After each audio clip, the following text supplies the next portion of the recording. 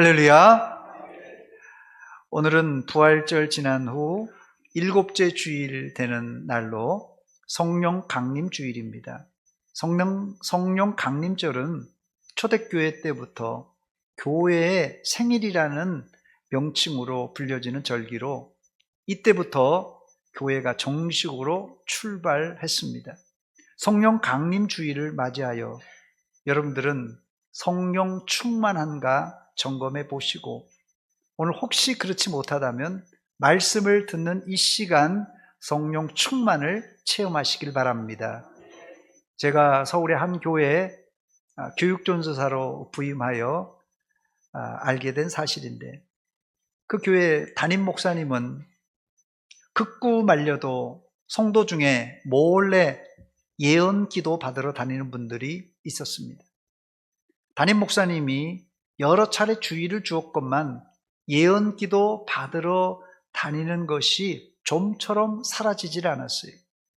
예언 기도도 문제지만 예언 기도를 받으러 가는 사람은 헌금이라는 명목으로 돈을 들고 가야만 했습니다. 이것은 심하게 말하면 예수의 이름을 빙자한 무당 노름과 같은 행위입니다.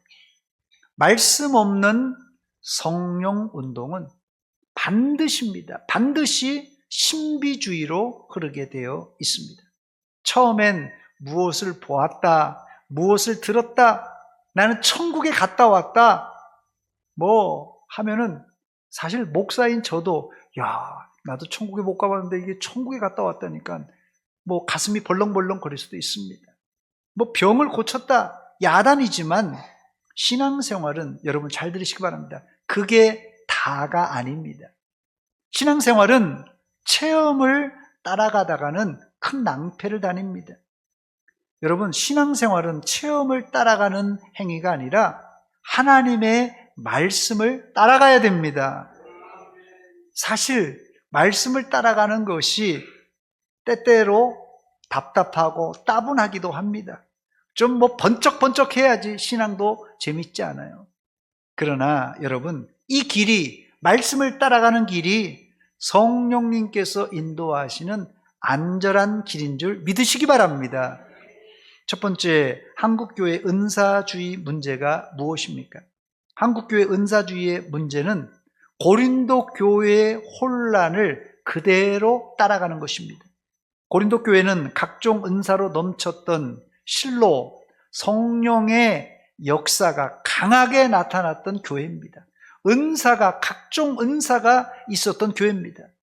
그러나 그 많은 은사가 교통정리가 되지 않자 한 사람은 방언한다고 떠들고, 한 사람은 예언한다고 떠들고, 한 사람은 또 통역한다고 떠들고, 서로 자기 은사가 최고라고, 또 서로 먼저 이렇게 은사를 자랑하려다가 예배 시간이 혼란스럽고 말았습니다.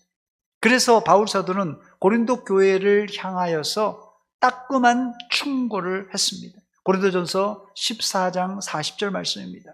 모든 것을 품위 있게 하고 질서 있게 하라.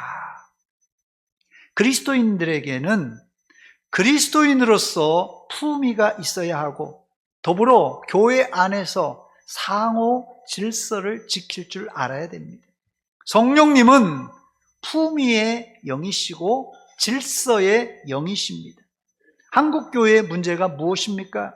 부흥회 때 은혜 받았다고 난리를 부리지만 집이나 직장에 가서는 전혀 영향력을 행사하지 못하는 무능한 그리스도인으로 사는 것입니다. 두 번째, 이 문제는 어떻게 해결할 수 있느냐? 이 문제는 제대로 성령 충만 받을 때 해결됩니다. 머리에서 가슴까지 거리가 몇 센치가 되겠습니까?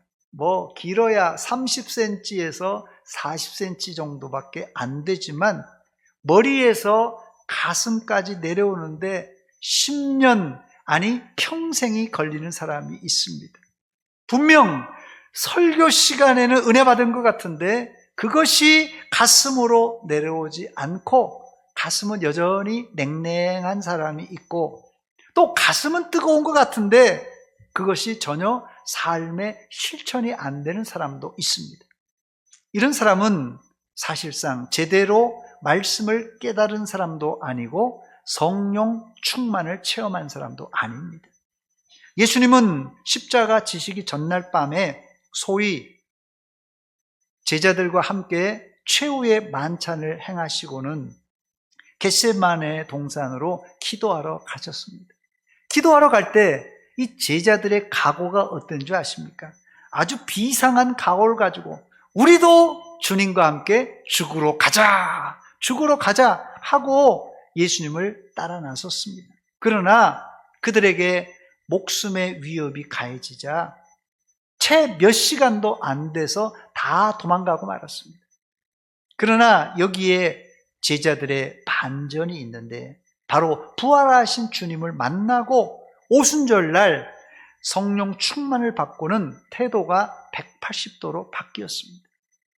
저는 오늘 오순절날 성령 충만을 받은 제자들, 이 성령 충만을 받았다는 것에 초점을 맞추기보다도 제자들의 말과 행동과 생활 습관이 바뀐 것에 주목하고 싶습니다. 10년, 20년 예수 믿고 직분을 가졌지만 안 바뀌는 사람들이 있습니다. 안 바뀌어요, 안 바뀌어. 왜 그렇습니까, 여러분? 고집이 세서 안 바뀐 것입니까? 아닙니다. 고집이 세서 안 바뀌는 게 아니에요. 제대로 성령의 터치, 성령의 충만을 체험하지 못해서 그런 것입니다. 여러분, 영적 세계, 영적 세상에 가짜가 많다는 사실을 꼭 유념하시기 바랍니다. 여러분, 영적 세계에요, 가짜가 많습니다. 속지 마세요. 주여 주여 하면서 큰 권능을 행하고 기적을 행하지만 천국에 못 들어가는 사람이 많다고 성경은 말씀합니다.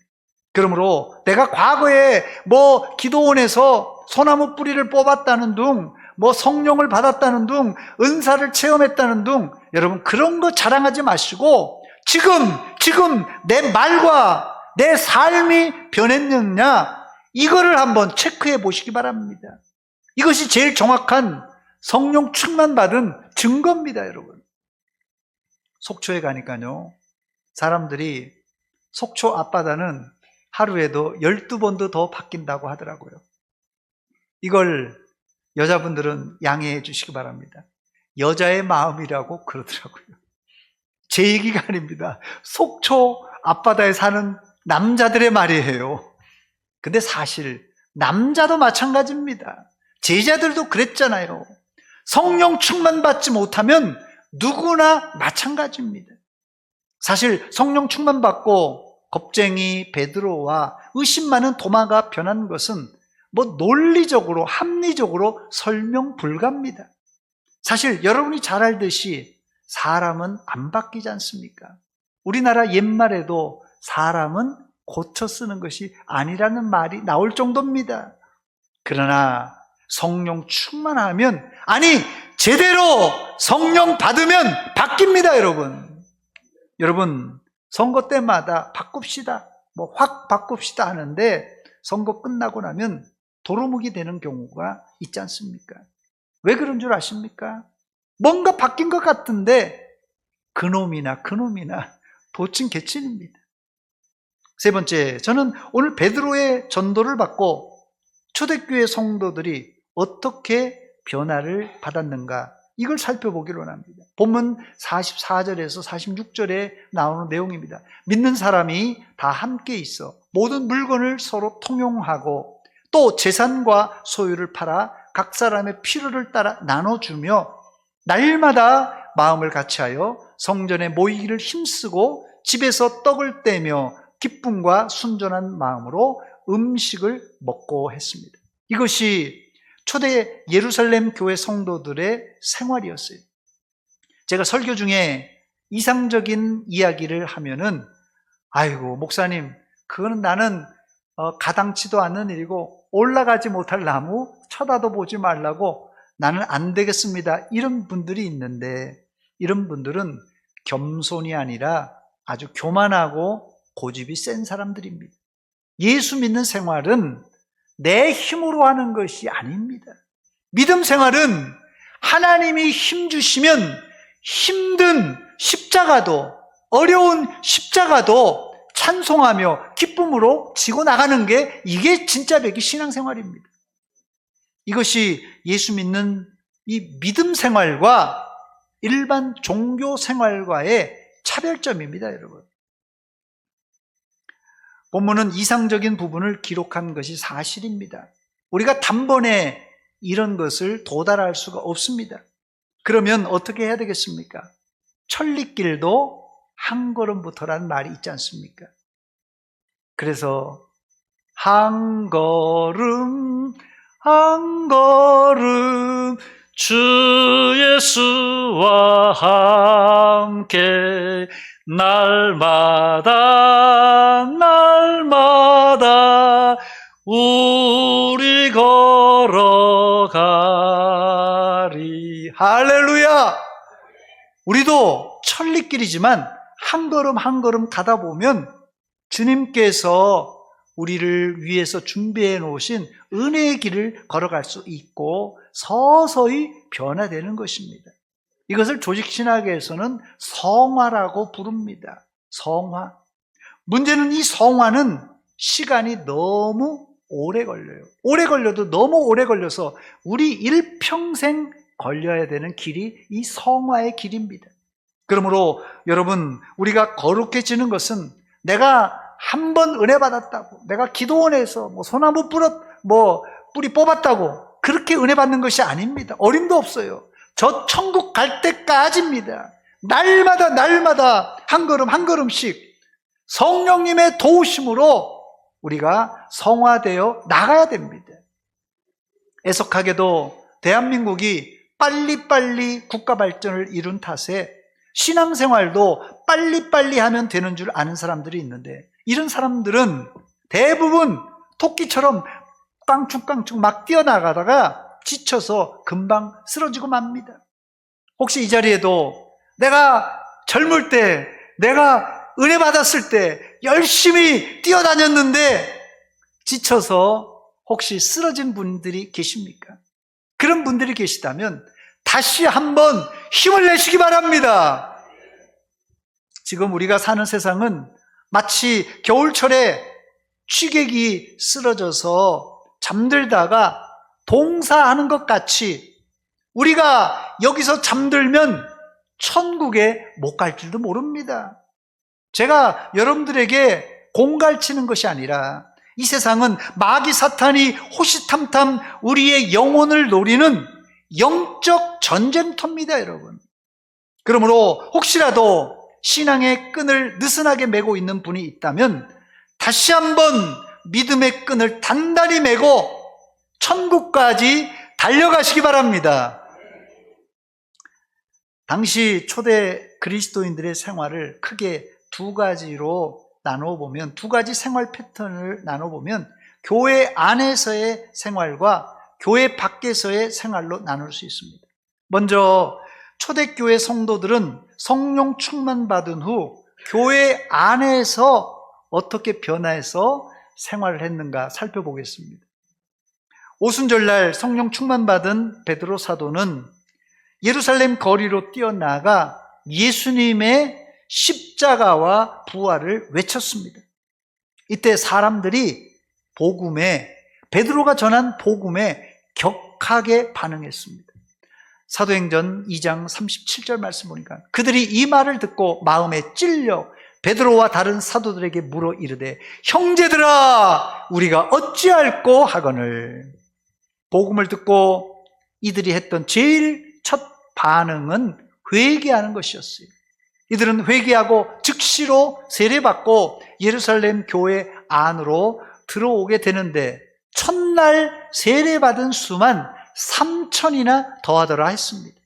이 3,000명은 교회 안에 들어와 4가지 훈련을 받았는데 본문 42절에 나오는 내용입니다. 그들이 사도의 가르침을 받아 서로 교제하고 떡을 떼며 오로지 기도하기를 힘쓰니라. 첫 번째 사도들의 가르침을 받았고요. 두 번째 서로 교제했고요. 세 번째, 떡을 떼며 거룩한 코이노니아 성만찬을 행했고요. 네 번째, 기도에 열심으로 힘썼습니다.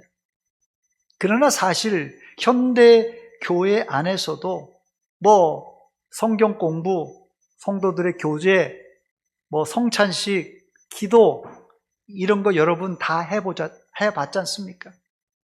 그러나 이 초대교회와 현대교회의 차별점이 있는데 두 가지입니다. 첫째는 사도들에 의해 기사와 표적이 나타났던 교회가 이 초대교회입니다. 본문 43절입니다. 사람마다 두려워하는데 사도들로 말미암아 기사와 표적이 많이 나타났다고 말합니다. 두 번째는 성도들이 자신의 소유를 팔아 가난한 성도들에게 나누어 주었습니다. 본문 45절입니다. 또 재산과 소유를 팔아 각 사람의 필요를 따라 나눠 주며 그랬어요. 예루살렘 초대교회 성도들은 자기 재산과 소유를 팔아서 가난한 사람들에게 나눠주는 급진적 구제를 행했습니다. 급진적 구제입니다. 현대교회도 구제를 하죠. 우리 교회도 구제를 합니다. 그러나 자기 집과 땅을 팔아서 구제하지는 않습니다.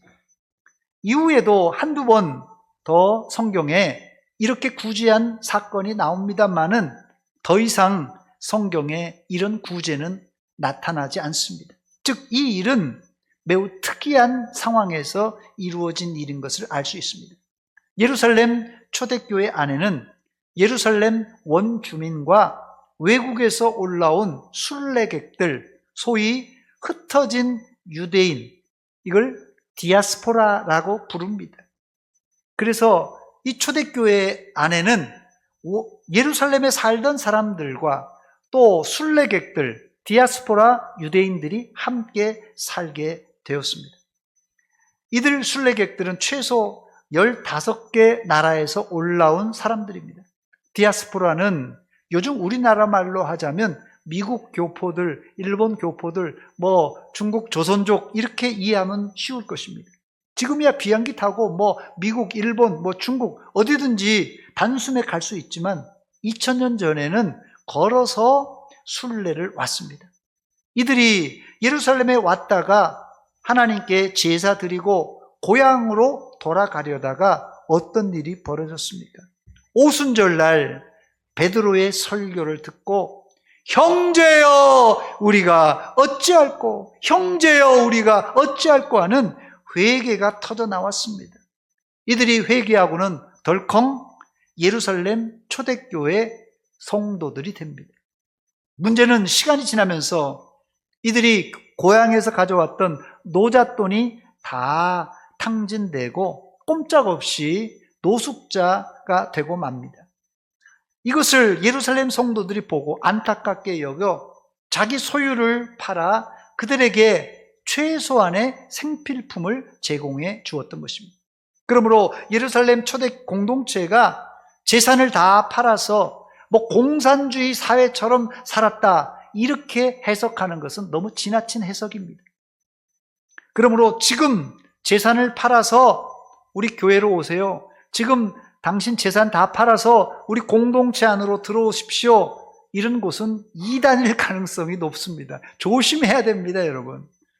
예루살렘 공동체 안에 이런 사랑의 관계가 이어지자 초대 예루살렘 교회는 잃었던 에덴 동산, 작은 천국을 그 공동체 안에서 체험하게 됩니다. 본문 46절과 47절입니다. 날마다 마음을 같이하여 성전에 모이기를 힘쓰고 집에서 떡을 떼며 기쁨과 순전한 마음으로 음식을 먹고 하나님을 찬미했다 말합니다. 교회 안에서 작은 천국을 이루자 모이기에 힘썼고 모일 때마다 기쁨의 잔치로 순전한 마음으로 음식을 먹고 하나님을 찬양했습니다. 이것만 봐도 초대 예루살렘 교회 분위기가 얼마나 좋았는지 우리가 상상이 갑니다. 두 번째, 이때 교회 밖에서 어떤 일이 벌어졌습니까? 본문 47절입니다. 하나님을 찬미하며 또 온 백성에게 칭송을 받으니 주께서 구원받는 사람을 날마다 더하게 하시니라. 어떻게 했길래 예루살렘 교회는 한두 명도 아니고 온 백성에게 칭송을 받을 수 있었던 것입니다. 이 칭송의 국어사전을 찾아보니까 칭송의 국어사전적인 의미는 어떠한 것에 대해 칭찬하는 일이라 이렇게 말합니다. 칭찬하여 이르는 말이라 이렇게 돼 있어요. 헬라어로는 이 카리스라는 뜻인데요, 은혜 이런 뜻입니다. 여기 본문에서는 호의, 친절이란 의미로 해석할 수 있습니다. 저는 칭송의 단어의 뜻을 찾아보고 고민에 빠졌습니다. 우리 교회가 지역사회에 과연 칭송을 받고 있는가? 우리 교회가 지역사회에 어떤 호의와 친절을 베풀었는가 곰곰이 생각해 보았습니다. 그래도 우리 교회는 지난 몇 년 동안 지역에 여기 5개 중학교, 고등학교 학생들에게 장학금을 지원했고, 또 김장철에는 이 동사무소하고 연결해서 독거 노인들에게 이렇게 김장을 나누어 주었고, 또 매년 복날이 가까우면 올해는 육개장을 준비하지만 매년 삼계탕을 대접한 것이 생각났습니다. 그러나 과연 이 일로 우리 지역 주민들이 대전 서문교회를 칭송할까 의문입니다. 예루살렘 교회 성도들이 자랑하며 구제하거나 친절을 베풀지 않았을 텐데 어떻게 예루살렘 온 백성들이 그들의 친절과 호의를 통하여 칭송하는 일이 벌어졌던 것입니까? 그것은 이들이 한 선행은 단순한 구제 활동이 아니었어요. 이들이 했던 선행은 성령의 코이노니아였습니다. 성령의 코이노니아로 이루어진 성령의 역사였던 것입니다. 즉 구제받는 사람들이 성령의 감동으로 뭉클하게 마음으로 그들의 호의를 받게 되자 이 모든 일이 예루살렘 주민들에게 잔잔한 미담으로 예루살렘 온 동네에 다 퍼지게 되었던 것입니다. 이번에 우리가 육개장을 지역 주민들에게 대접할 때도 음식 한 그릇에다가 음식만 대접하면 안 됩니다.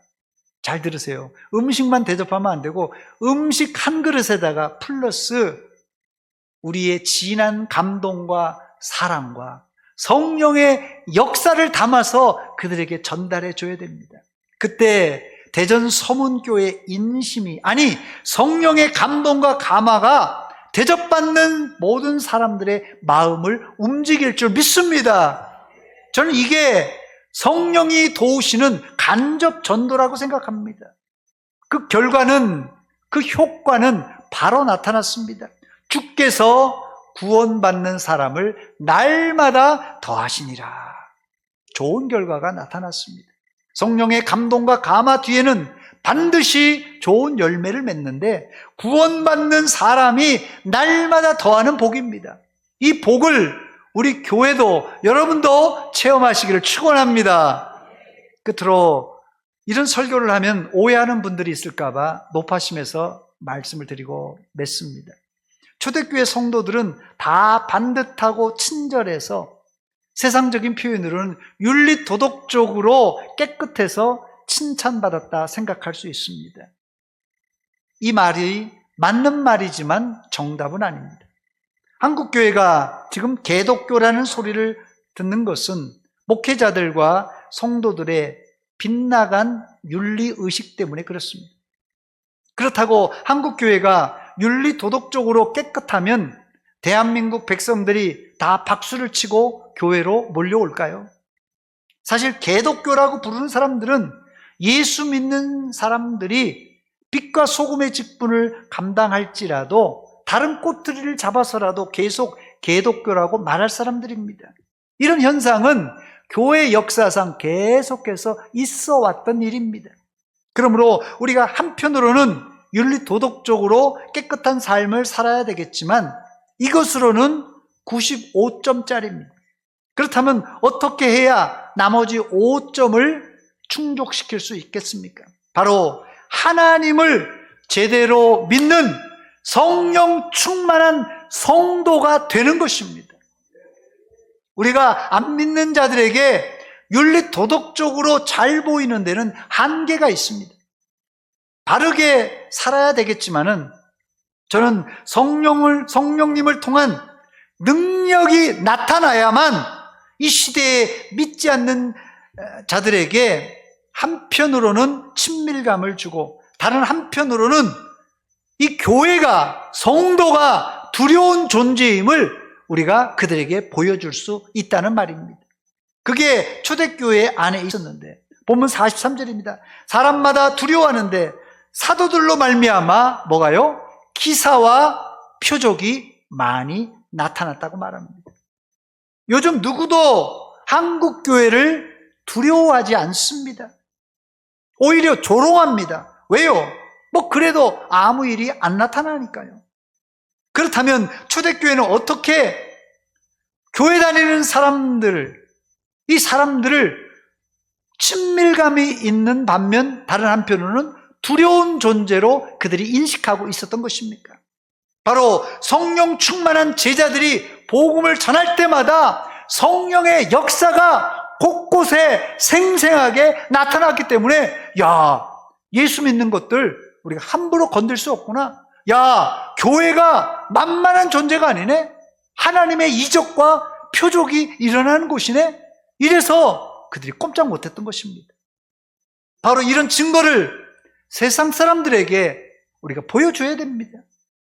그래야 이 교회를 함부로 대하지 못하는 것이에요. 그게 중심이 뭐라고요? 우리가 성령 충만해야 됩니다. 성령 충만한 사람 함부로 못 건드립니다. 말씀을 마칩니다.